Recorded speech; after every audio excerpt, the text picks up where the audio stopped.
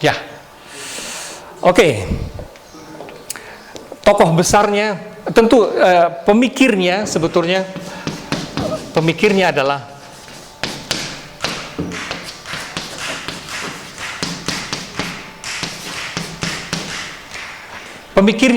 yang teoretikusnya adalah André Breton. André Breton itu terpengaruh sekali psikoanalisis. Jadi menurut dia selama ini aliran demi aliran itu bahkan sampai ke dada itu terlalu intelektualistik ya. Orang lupa memperhatikan bahwa impuls-impuls dari bawah sadar itu loh, bukan di wilayah kesadaran rasional seni itu. Ada wilayah yang penting di situ, bawah sadar. Wilayah bawah sadar itu menjadi penting, terpengaruh oleh psikoanalisis dari siapa? Freud. Bawah sadar itu.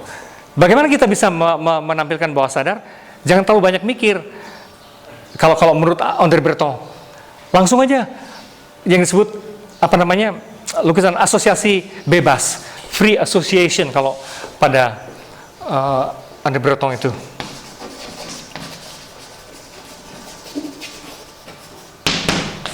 Dia mengawali itu. Kalau kamu coret-coret, kalau kamu males dengar kuliah ini dan sebagainya gitu, terus kamu suka gambar-gambarkan di pinggir-pinggirnya, nggak tahu sih kalau ditanya juga, lu gambar apa? Nggak tahu. Nah, asosiasi bebas seperti itu menampilkan sebetulnya bawah sadarmu gitu. Itu asosiasi bebas. Nah, itu rupanya menyulut orang seperti Salvador Dali.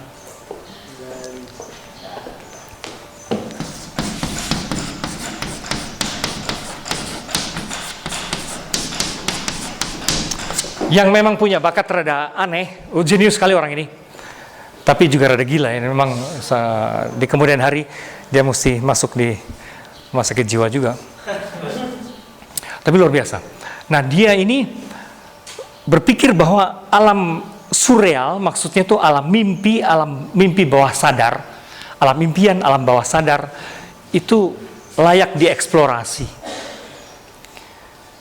Dan hasilnya memang lukisan-lukisan yang kesannya tidak logis sama sekali. Nah, kalau bisa lihat bahwa Dali itu jenius sekaligus rada sakit barangkali, itu tampangnya juga kayak gitu. Itu lukisan dia tentang dia. Fantastis orang ini. Tangannya lagi diparut.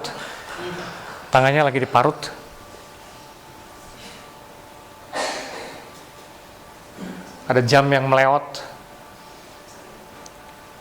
Yaitu dia melukis di berbagai event, selalu ada jam yang kayak karet gitu, jam karet. Itu dia, tampangnya kayak gitu. Salvador Dali. Terus, nah kan lagi judulnya adalah lukisan ini Ketika Sang Waktu Beristirahat. Quando il tempo riposo. Gitu, beristirahat waktunya. Dan selalu ada figur ini misterius sekali nih, figur yang kayak mata, kayak binatang. Ini agak misterius orang ini. Terus dahan yang selalu mencangkok. Kalau mau tahu tafsiran psikoanalisis lebih jauh atas ini, Dali itu selalu banyak melukiskan cabang pohon gitu, terus sesuatu yang ditahan gitu kan ya. Nanti kamu itu konon kalau secara psikoanalisis mencerminkan ketakutan bawah sadar dia bahwa dia takut impoten. Kan psikoanalisis kan selalu menseksualisasi semua kan, semua akar persoalan jiwa itu kan seks gitu kan, gitu. Ya kan psikoanalisis itu kan terutama Freudian selalu melihat akar semua persoalan apapun dalam jiwa termasuk spiritual, seks. Nah, maka lukisan-lukisan ini juga dilihat katanya Dali itu terobsesi ketakutan impoten. Jadi dia suka bikin dicangkok gitu ya. Ada dahan yang mencangkok sesuatu gitu. Terus ada yang ngelemprek gitu kayak karet gitu. Ini semut. Ini figur ketakutan ya, Pak. Ini stopwatch yang dikerubungin semut gitu. Ya apapun sih, itu hanya salah satu tipe tafsir menurut saya. Berikut. Wah, ini kan kelihatan sekali jeniusnya dia. La faccia della guerra, wajah peperangan. Wajah peperangan. Singkat tapi keren ya. Ada wajah di dalam wajah gitu terus. Dan semua ngeri gitu. Dan rambut di situ bagaikan ular gitu kan. Terus keseraman perang itu. Keseraman korban pembunuhan dan seterusnya itu dapat ya. Dapat.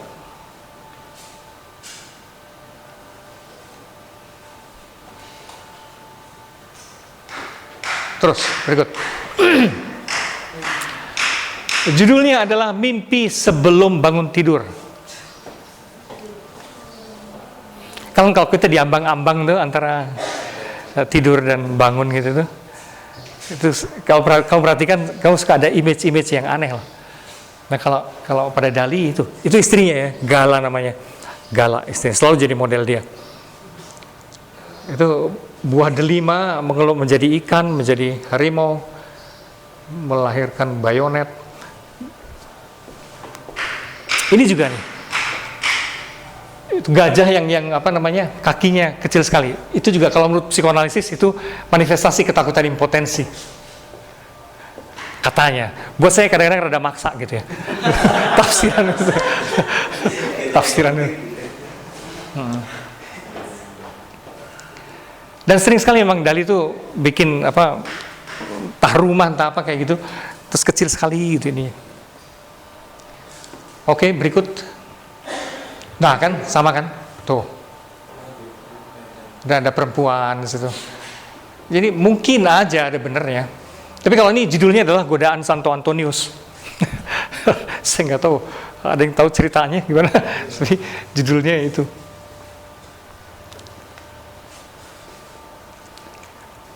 Keren sekali ya. Benar-benar tidak masuk akal. Benar-benar bawah sadar atau atas sadar. Surreal. Di atas yang real, super real, sebetulnya gitulah kurang lebih. Di atas yang real, surreal. Nah, Frida kan kemarin juga stylenya seperti itu kan. Frida itu dari kecemasannya sampai ke penderitaannya kan, akhirnya tampil di lukisannya juga. Ya, wah ini dahsyat. Jadi Dali itu akrab sekali dengan dunia fisika. Jadi ketika dunia fisika bilang bahwa sebetulnya bahkan sosok-sosok kita ini hanyalah benturan atom-atom. Ini kan sebenarnya benturan atom-atom kan ini. Segala hal itu kan benturan atom-atom yang terus-menerus saling bersenyawa berapa. Nah, dia melukiskan ini. Fantastis sekali kan? Wajah tapi isinya wah, atom-atom.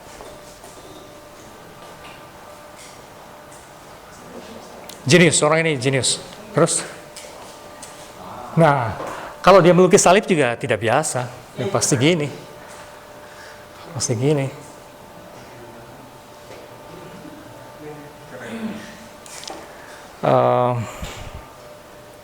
Hiperkubus disebutnya sama dia.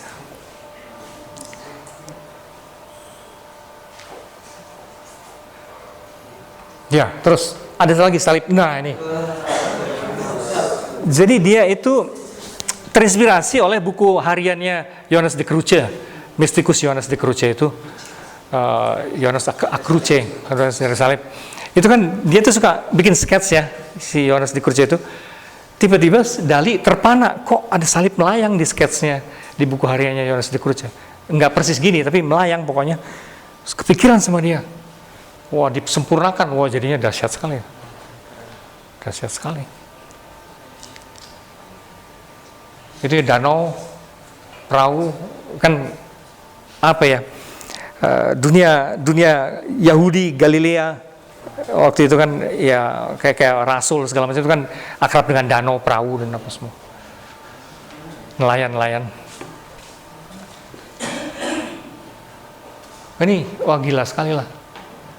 Artinya secara fotografis tuh detail, padahal ini lukis ya. Memang dia suka pakai model, tapi luar biasa. Terus, wah ini The Last Supper. Pokoknya kalau Dali yang bikin pasti aneh gitu. The Last Supper-nya gitu. Ini sebetulnya sayang terlalu kontras ya. Di sini tuh sebetulnya kayak gini, ada kain taplak ini dan bekas trikanya tuh lipetannya tuh bagus sekali gitu. Dan wah dan lah sayang kontrasnya terlalu gelap. Oh di situ kelihatan ya. Di situ kelihatan.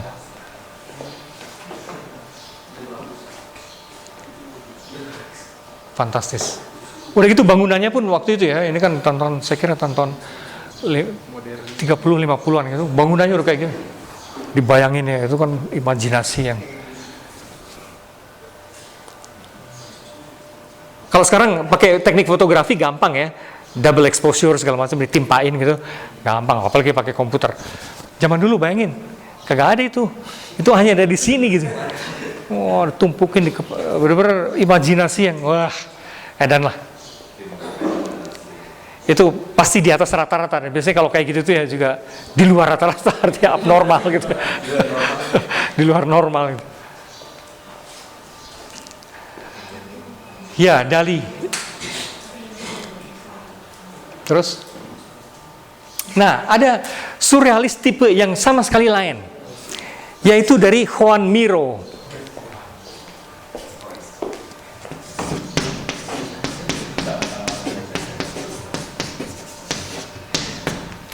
Joan Miró. Ini surrealis juga, tapi sama sekali lain. Joan Miró, Spanyol juga. Spanyol tuh entah bagaimana melahirkan banyak sekali surrealis dan jenis-jenis seni ya untuk seni rupa. Nah, Joan Miró itu mencoba menggali imaji-imaji masa kanak-kanak, imaji purba di dalam kenangan masa kanak-kanakmu. Kamu udah susah merecall kembali ya. Tapi kalau sekarang misalnya kamu mencoba mengingat-ingat masa kanak-kanak kamu tuh kalau gambar sesuatu tuh kayak apa gitu. Dan itu punya power energi batin yang luar biasa di situ. Ada cara memandang yang magis. Pada lukisan-lukisan anak-anak itu ada suasana magis. Suasana magis. Justru karena bentuknya aneh. Gitu kan.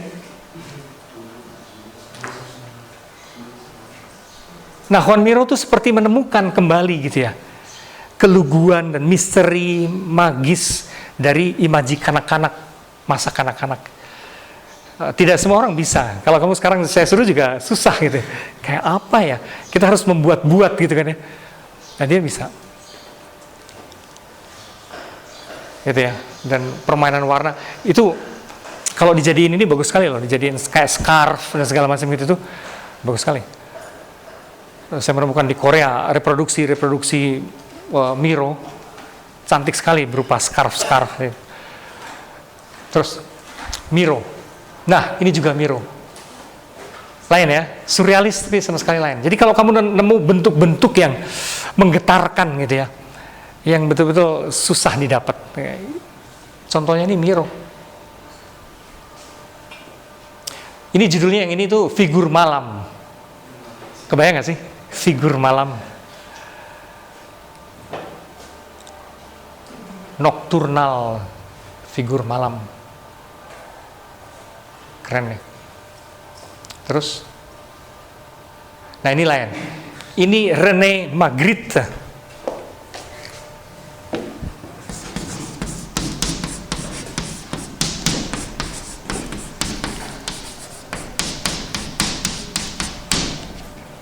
René Magritte dari Belgia. Itu juga surrealis tapi dengan style yang begini. Dia membenturkan benda-benda sehari-hari tapi dalam konteks, atau meletakkan benda-benda sehari-hari dalam konteks yang berubah sama sekali. Ya, kita lihat ya itu dinding jadi langit, sisir yang biasanya kecil jadi gede sekali, tempat tidur jadi kecil. Dengan cara itu dia mengaduk-aduk persepsi kita, mengganggu persepsi keseharian kita. Kerjaan Magritte seperti itu.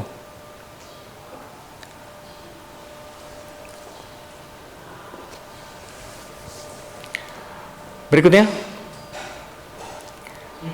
ini masih dia juga René Magritte. Dia bermain-main asosiasi gitu kan ya. Kalau lihat ikan, terus ada pahanya, tapi jadi lucu gitu. Putri Duyung, mermaid. Terus ini masih Magritte. Seandainya ada sepatu tapi tiba-tiba kaki, itu gimana ya?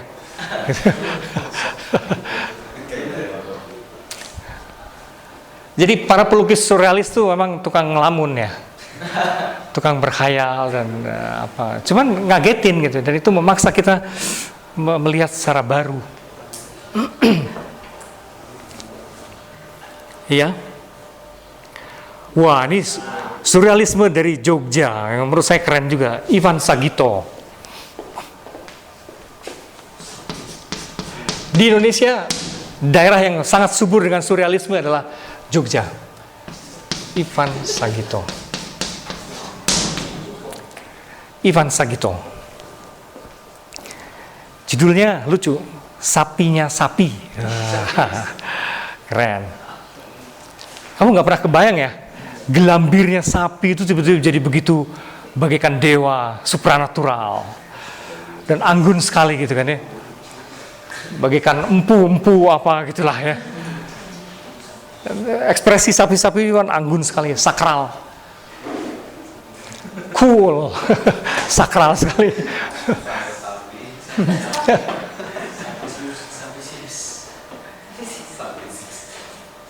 Ya kan, kita nggak pernah kebayang sapi tiba-tiba menjadi sangat-sangat elegan, sangat sakral.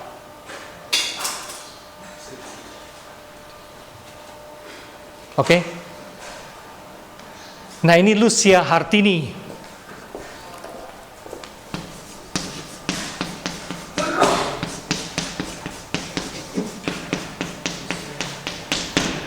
Lucia Hartini.